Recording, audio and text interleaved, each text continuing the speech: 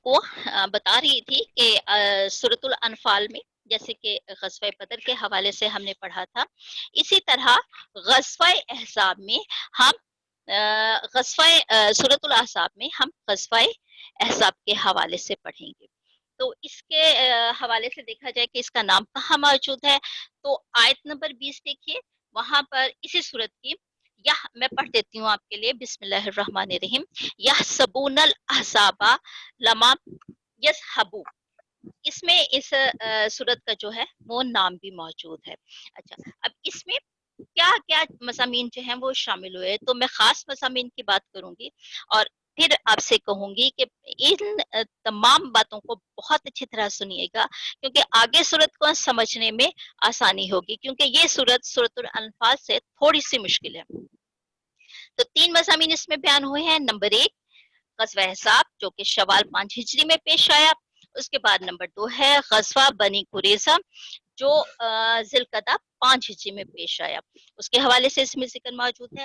اور تیسرا ہے حضرت زینب رضی اللہ تعالی عنہا سے رسول پاک صلی اللہ علیہ وآلہ وسلم کا نکاح جو ذوالقعدہ 5 ہجری میں ہوا۔ تو یہ 3 مضامین خاص طور پہ اس کا حصہ ہیں۔ اچھا، اب تاریخی پس منظر کی طرف ہم چلتے ہیں، اور تاریخی پس منظر میں آپ کو معلوم ہے کہ غزوہ بدر میں کفار کو عبرتناک شکست ہوئی تھی، اس کے باوجود وہ چین سے نہیں بیٹھے اور انہوں نے ایک بار پھر دوبارہ مسلمانوں پہ چڑھائی کی، اور جس کے نتیجے میں 3 ہجری میں غزوہ احد پیش آیا۔ آپ سب جانتے ہیں کہ رسول پاک صلی اللہ علیہ وآلہ وسلم ایک بہترین سپہ سالار تھے، تو انہوں نے احد کی پہاڑی پر 50 تیر اندازوں کو متعین کیا اور ساتھ کہا کہ یہ آپ نے اپنی جگہ نہیں چھوڑنی ہے۔ کفار جب شکست کھا کر بھاگے تو ان تیر اندازوں نے رسول پاک صلی اللہ علیہ وآلہ وسلم کے حکم عدولی کرتے ہوئے اس جگہ کو چھوڑ دی۔ حضرت خالد بن ولید جو کہ بہت اچھے سپہ سالار ہیں اور ایک فتح کی علامت سمجھے جاتے ہیں، تو وہ اس وقت مسلمان نہیں ہوئے تھے۔ انہوں نے جب وہ جگہ خالی دیکھی تو انہوں نے بھاگتے ہوئے کفار کو اکٹھا کیا اور دوبارہ سے اس جگہ سے مسلمانوں پر حملہ کر دیا۔ مسلمان وقتی طور پہ پسپا ہوئے اور یقیناً اس جنگ میں رسول پاک صلی اللہ علیہ وآلہ وسلم بھی زخمی ہوئے، اور رسول پاک صلی اللہ علیہ وآلہ وسلم کے چچا حضرت حمزہ کا بھی اسی جنگ میں جو ہے وہ شہادت ہوئی۔ تو اس کے باوجود رسول پاک صلی اللہ علیہ وآلہ وسلم اپنی جگہ پر کھڑے رہے اور انہوں نے مسلمانوں کو دوبارہ پکارا اور دوبارہ سے کفار کا جو حملہ تھا اس کو اچھی طرح ڈٹ کر مقابلہ کیا اور انہیں شکست کھا کر واپس بھاگنے پر مجبور کر دیا۔ اب چونکہ وقتی غزوہ احد میں کفار کو تھوڑی دیر کے لیے ہی کامیابی حاصل ہوئی، لیکن ان کے حوصلے بلند ہو گئے اور انہوں نے یہ سوچا کہ نہیں، ہم مسلمانوں کا کلا کما کر سکتے ہیں۔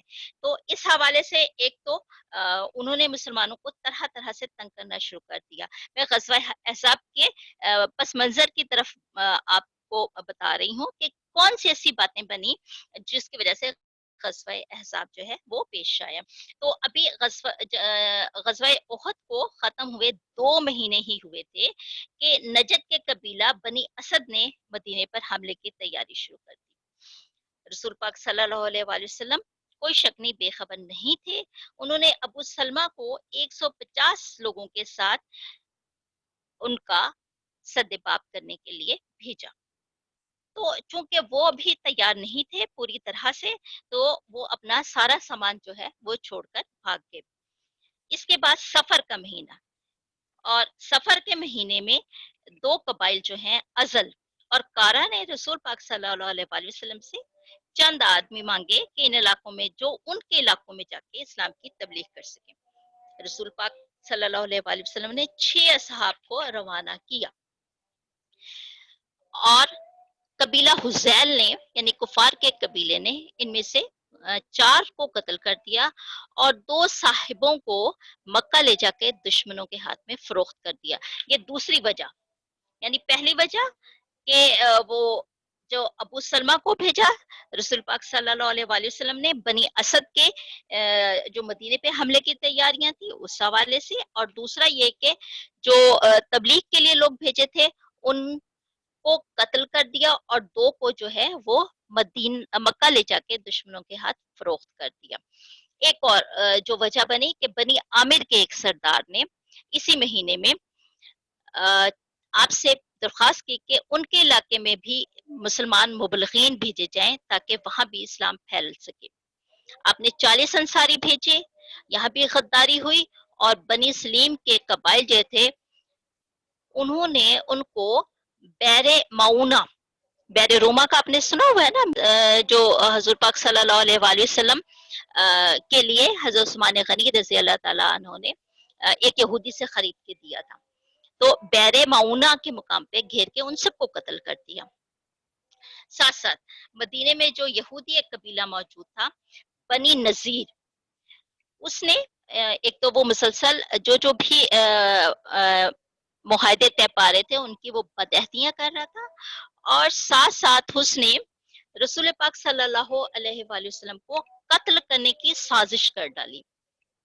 حضور پاک صلی اللہ علیہ وآلہ وسلم خود روانہ ہوئے اس کے لیے، ان کا محاصرہ کیا اور انہیں مدینے سے نکل جانے کا حکم دیا۔ اچھا، اب اس کے بعد آگے چونکہ غزوہ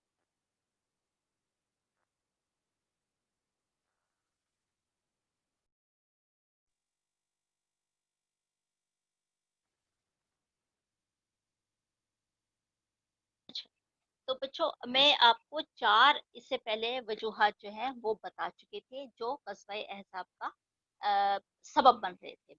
اب میں آپ کو چھٹی وجہ بتا رہی ہوں، 5ویں وجہ بتا رہی ہوں کہ جب ابو سفیان جو ہے وہ احد کے میدان سے پلٹ رہا تھا شکست کھا کر، تو اس نے چیلنج کیا تھا رسول پاک صلی اللہ علیہ وآلہ وسلم کو کہ آئندہ سال بدر کے مقام پر پھر ہمارا تمہارا مقابلہ ہوگا۔ تو آپ صلی اللہ علیہ وآلہ وسلم نے ایک صحابی کے ذریعے اس کو جواب دیا تھا کہ ٹھیک ہے، یہ بات ہمارے اور تمہارے درمیان طے ہو گئی۔ پھر اس قرارداد کے مطابق، قرارداد یعنی وعدے کے مطابق، آپ تقریباً 10 صحابہ کرام رضی اللہ تعالی عنہم کو لے کر بدر کے مقام پر پہنچے۔ ادھر سے ابو سفیان 2000 کا لشکر لے کر چلا اور وادی فاطمہ سے آگے نہ بڑھ سکا، اس میں ہمت نہیں ہوئی۔ آپ صلی اللہ علیہ وآلہ وسلم نے وہاں 8 دن انتظار کیا، لیکن ادھر سے جو ابو سفیان کا قافلہ نہیں پہنچا، نتیجتاً آپ واپس لوٹ آئے۔ اچھا، ایک اور بات آپ کے ذہن میں ہوگی سورۃ الانفال کے حوالے سے کہ وہ ایک شام کا علاقہ تھا، ادھر جو ہے لوگ تجارت کے لیے جایا کرتے تھے، جیسے ابو سفیان کا تجارتی قافلہ تھا، تو وہاں کے جو رہائشی لوگ تھے وہ جو قافلہ وہاں سے گزرتا تھا اس کو لوٹ لیا کرتے تھے۔ تو رسول پاک صلی اللہ علیہ وآلہ وسلم نے 5 ہجری میں 1000 کا لشکر لے کر ان کو بھی ان کے خلاف بھی تادیبی کارروائی کی۔ اب جب یہ کر دیا تو کفار کو لگا کہ اب ان کی طاقت تو ختم ہو رہی ہے، تو اس کے لیے اب انہوں نے مل بیٹھ کر یہ سوچا کہ ہمیں اپنی کھوئی ہوئی طاقت کو واپس لینا ہے۔ چنانچہ انہوں نے تمام قبائل کو اکٹھا کیا، اور اس میں وہ بنی نذیر والا جو قبیلہ ہے نا، یہودی قبیلہ جسے مدینے سے نکل جانے کو حکم دیا تھا، وہ ان سب کو اکسانے میں سب سے آگے آگے تھے۔ تو نتیجتاً 12,000، تقریباً 10 اور 12,000 کا جو لشکر تھا وہ انہوں نے کفار نے تیار کر لیا۔ رسول پاک صلی اللہ علیہ وآلہ وسلم یقیناً ان کی نقل و حرکت پر مکمل نظر رکھے ہوئے تھے۔ اب فیصلہ اور مشورے کا وقت تھا، تو آپ نے صحابہ کرام رضی اللہ تعالیٰ عنہم کو، کیونکہ رسول پاک صلی اللہ علیہ وآلہ وسلم کوئی بھی معاملہ اپنے مشورے کے بغیر نہیں طے کرتے تھے، سب سے پوچھا کہ اب صورتحال کیا ہونی چاہیے۔ تو حضرت سلمان فارسی رضی اللہ تعالیٰ عنہ نے یہ مشورہ دیا کہ خندق کھود لی جائے۔ تو 3 اطراف میں سے ایک طرف ایسی تھی جدھر سے حملے کی توقع تھی، مدینہ کے جو جنوب کی طرف تھے کھجوروں کے باغات تھے، ادھر سے ممکن نہیں تھا کہ حملہ ہو سکتا، مطلب اجتماعی صورت میں۔ مشرق میں حرارت اور لاوے والی چٹانیں تھیں، لاوے والی چٹانیں آپ کو پتہ ہے نا، آتش فشاں، اور یہی حال مغرب کا بھی تھا۔ تو صرف ایک سمت ایسی تھی جدھر سے وہ حملہ کر سکتے تھے۔ حضور پاک صلی اللہ علیہ وآلہ وسلم کو مشورہ بہت پسند آیا اور ایسا ہی ہوا۔ اب جب کفار کا لشکر یہاں پہنچا تو اس سے پہلے انہیں اس بات کا کوئی اندازہ نہیں تھا کہ ان کا واسطہ خندق سے پڑے گا، تو انہوں نے اب سوچو بچار میں بھی پڑ گئے، ساتھ ساتھ انہوں نے محاصرہ بھی کر لیا مسلمانوں کا۔ اچھا، ایک تو یہودی قبیلہ جو ہے بنی نذیر جو ہے وہ تو مدینے سے نکال دیا تھا، لیکن ابھی بنی قریظہ جو ہے وہ مسلسل مدینے میں موجود تھا، اور مسلمانوں کا حلیف، حلیف کہتے ہیں ساتھی قبیلہ بنا ہوا تھا، تنگ نہیں کر رہا تھا، اگرچہ دل میں اس کے ضرور کہیں نہ کہیں مسلمانوں کے خلاف جو ہیں وہ جذبات تھے، لیکن ابھی اس کا اظہار نہیں ہوا تھا۔ تو جب کفار نے محاصرہ کر لیا تو انہوں نے جو ہے چاہا کہ جو بنی قریظہ ہے اس کو اکسایا جائے تاکہ وہ اندر سے حملہ کر دے مسلمانوں پر۔ اب چونکہ وہ مسلمانوں کا حلیف قبیلہ تھا تو اس طرف تمام جو خواتین ہیں اور جو بچے تھے وہ ان کے علاقے میں بھیج دیے محفوظ رہنے کے لیے۔ تو حضور پاک صلی اللہ علیہ وآلہ وسلم کو بھی اس بات کی خبر ہو گئی، تو آپ نے انصار جو سردار تھے سعد بن عبادہ، سعد بن معاذ رضی اللہ تعالی عنہم، انہیں بھیجا ان کی فہمائش کے لیے، یعنی ان کے دلوں کے حالات کا اندازہ لگانے کے لیے۔ ساتھ ساتھ کہہ دیا اگر تو وہ ہمارے ساتھ ہے سب کے سامنے آ کر بتانا، اور اگر وہ ہمارے ساتھ نہیں ہے تو خاموشی سے مجھے بتانا۔ تو وہ گئے اور انہیں اندازہ ہو گیا کہ یہ جو ہے ان کے جذبات جو ہیں وہ کفار نے بھڑکا دیے ہیں، اور یہ کسی لمحے بھی مسلمانوں کو نقصان پہنچا سکتے ہیں۔ تو یہ بات بھی آپ کے ذہن میں رہنی چاہیے۔ تو 25 دن ہو گئے اس محاصرے کو، اور مسلمانوں کے پاس ٹوٹل کتنے لوگ موجود تھے؟ صرف 3000۔ اب اتفاق ایسا ہوا کہ انہی کے جو کفار کے سرداروں میں سے ایک سردار تھا نعیم بن مسعود، وہ مسلمان ہو کے مسلمانوں کے پاس آ گیا۔ تو حضور پاک صلی اللہ علیہ وآلہ وسلم نے اس کو واپس بھیجا اور کہا کہ جو بنی قریظہ اور کفار کے ساتھ جو معاملہ چل رہا ہے اس کو کسی طرح حل کرنے کی کوشش کرو۔ اس نے بنی جو قریظہ تھا انہیں کہا کہ اگر تم کفار کا ساتھ دینا چاہتے ہو تو ٹھیک ہے دو، لیکن ان سے کچھ ضمانت بھی طلب کر لو، ان سے کہو کہ ہم اپنے کچھ ساتھی ہمارے پاس دے دیں، ایسا نہ ہو کہ یہ ہار جائیں اور بعد میں یہ تمہیں پوچھ ہی نہ۔ یہ بات ان کے ذہن میں لگی، اور جب انہوں نے ان سے کچھ ساتھی مانگے تو کفار نے ایسے کرنے سے انکار کر دیا۔ تو بنی قریظہ کا جو سردار تھا ہوئی بن اخطب، اس کو تھوڑا شک ہوا اور وہ کھل کر مسلمانوں کے خلاف سامنے نہیں آیا۔ اللہ تعالیٰ نے بھی ساتھ دیا، زبردست قسم کی آندھی آ گئی، ان کے خیمے اکھڑ گئے، ان کی ہانڈیاں الٹ گئی، ان کے حوصلے پست ہو گئے اور وہ واپس لوٹنے پر مجبور ہو گئے۔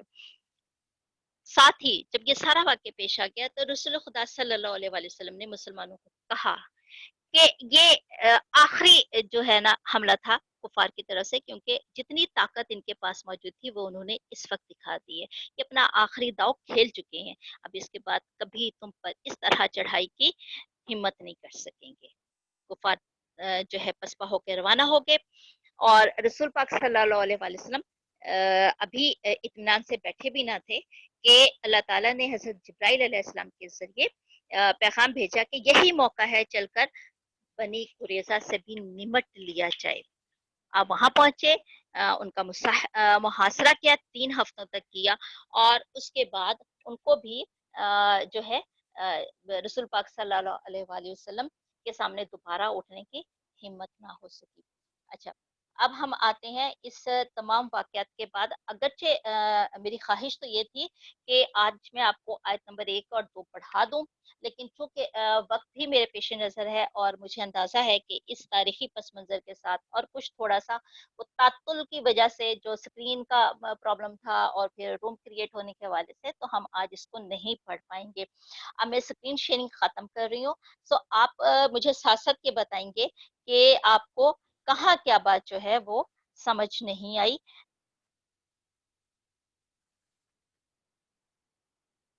جی ڈیئر اسٹوڈینٹ، اگر آپ کو سمجھ آ گئی ہے تو بھی مجھے بتا دیجئے، اور اگر نہیں سمجھ آئی تو پھر مجھے بتائیے تاکہ وہ بات جو ہے میں آپ کو دوبارہ سے سمجھا دوں۔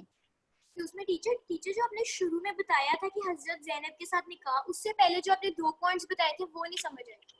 اچھا، پہلا پوائنٹ تھا غزوہ احزاب، یعنی ہم وہ باتیں یہاں پر ذکر کر رہے ہیں جو ہم نے غزوہ سورہ احزاب میں ہم نے پڑھنی خاص طور پر.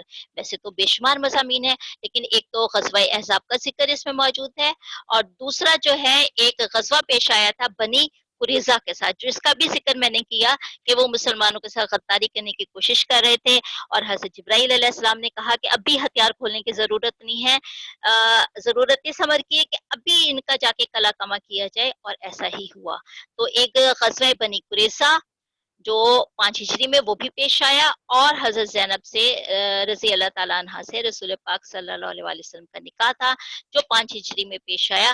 تو یہ 3 واقعات جو 5 ہجری میں پیش آئے اس صورت کا حصہ ہے. اس کے علاوہ اور بے شمار چیزیں بھی شامل ہیں.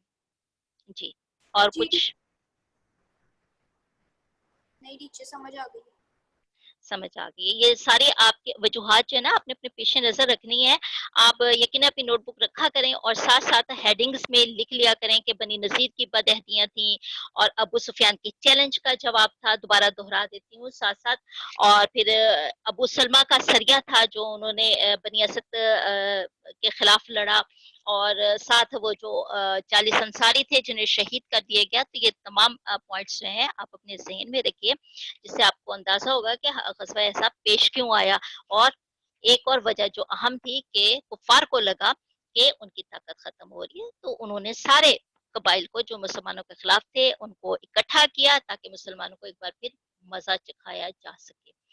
تو یہ اور پھر ایک اور اس کی وجہ جو ہے وہ بھی یہ بھی تھی کہ حضور پاک صلی اللہ علیہ وسلم نے شام کی سرحد کے لوگ جو تجارتی قافلوں کو لوٹتے تھے ان کے خلاف بھی تعدیبی کارروائی کی تھی. اس سے خاص طور پر کفار کو یہ احساس ہوا کہ نہیں، اب کوئی اور طاقت بھی ہے اور ہماری طاقت جو ہے ختم ہونے والی ہے. تو اس بات نے انہیں اکسایا کہ مسلمانوں پہ دوبارہ حملہ کیا جائے.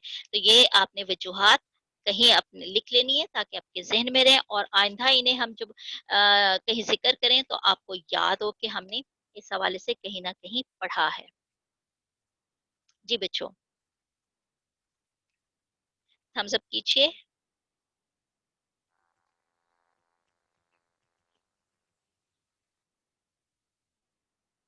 ہیلو سشکیل. جی ٹیچر میں سن رہی ہوں. اچھا چلے پھر ٹھیک ہے، میرا لیکچر اور ہو گیا. اگر آپ ہاں جی ٹھیک ہے ٹیچر بند کر دوں. جی بند کر دیجیے. ہاں جسٹ منٹ ریکارڈنگ ایکچولی سشکیل can do this only.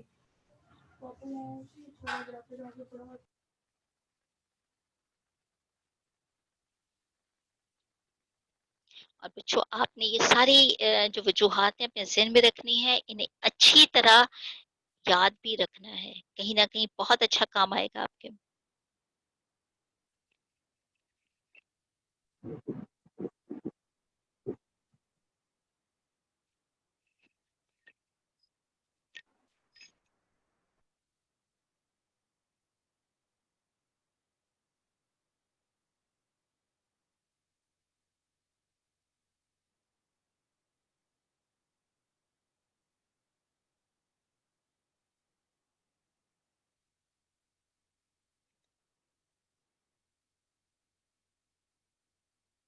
Thank you dear. Thank you dear. God bless you all.